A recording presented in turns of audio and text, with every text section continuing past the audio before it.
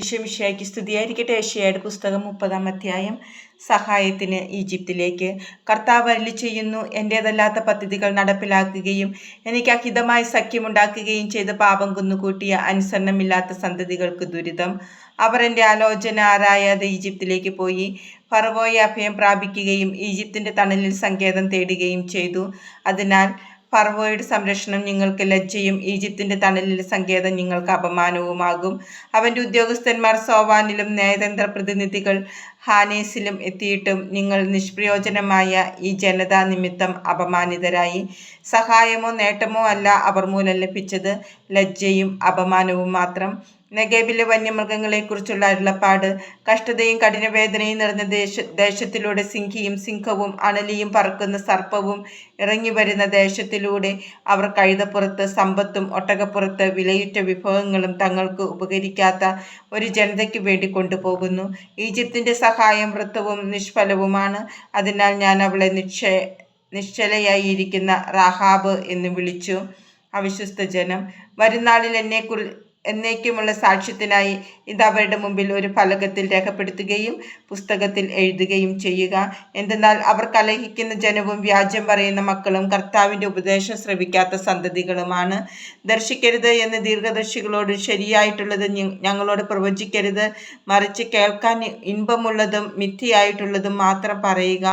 നേർവഴി വിട്ടുപോവുക, മാർഗത്തിൽ നിന്ന് പിന്തിരിയുക. ഇസ്രായേലിൻ്റെ പരിശുദ്ധനെ പറ്റി ഇനി ഒന്നും ഞങ്ങൾക്ക് കേൾക്കേണ്ടതില്ല എന്ന് പ്രവാചകരോടും അവർ പറയുന്നു.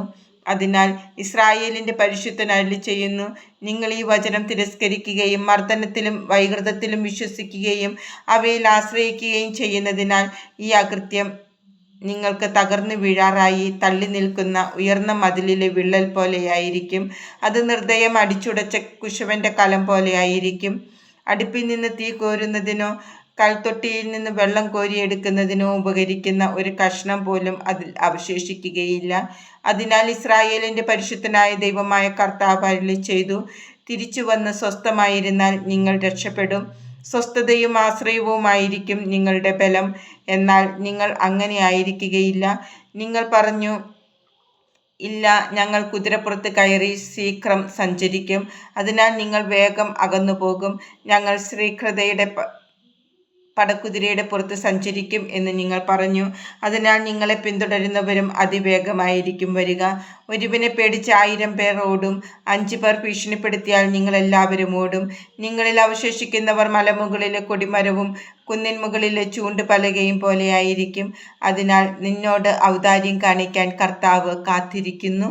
നിന്നോട് കാരുണ്യം പ്രദർശിപ്പിക്കാൻ അവിടുന്ന് തന്നെ ഉയർത്തുന്നു. എന്തെന്നാൽ കർത്താവ് നീതിയുടെ ദൈവമാണ്.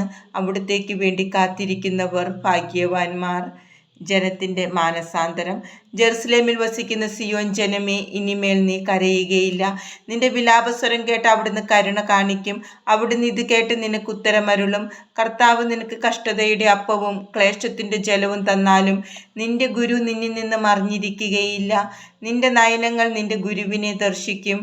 നീ വലത്തോട്ടോ ഇടത്തോട്ടോ തിരിയുമ്പോൾ നിന്റെ കാതുകൾ പിന്നിൽ നിന്ന് ഒരു സ്വരം ശ്രവിക്കും, ഇതാണ് വഴി, ഇതിലേ പോവുക.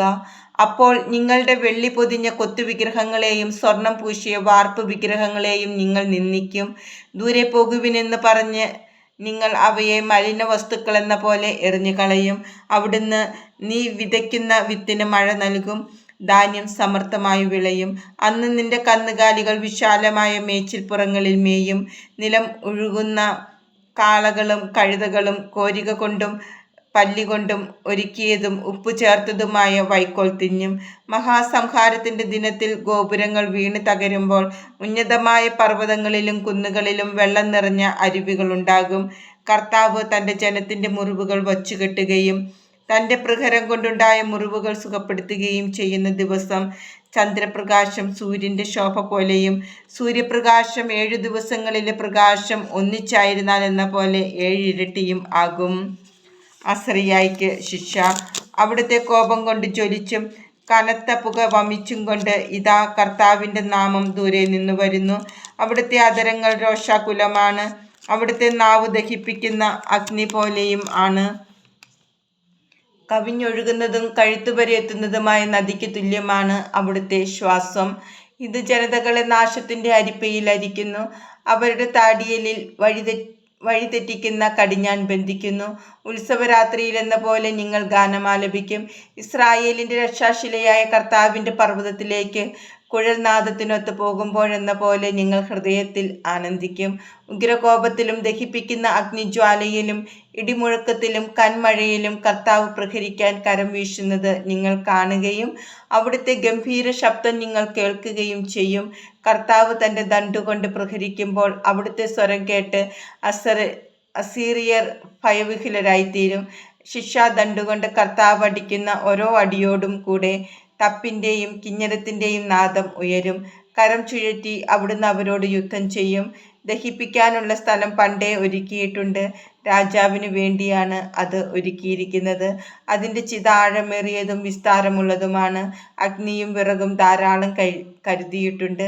കർത്താവിൻ്റെ നിശ്വാസം ഒരു ഗന്ധക നദി പോലെ അതിനെ ജ്വലിപ്പിക്കുന്നു.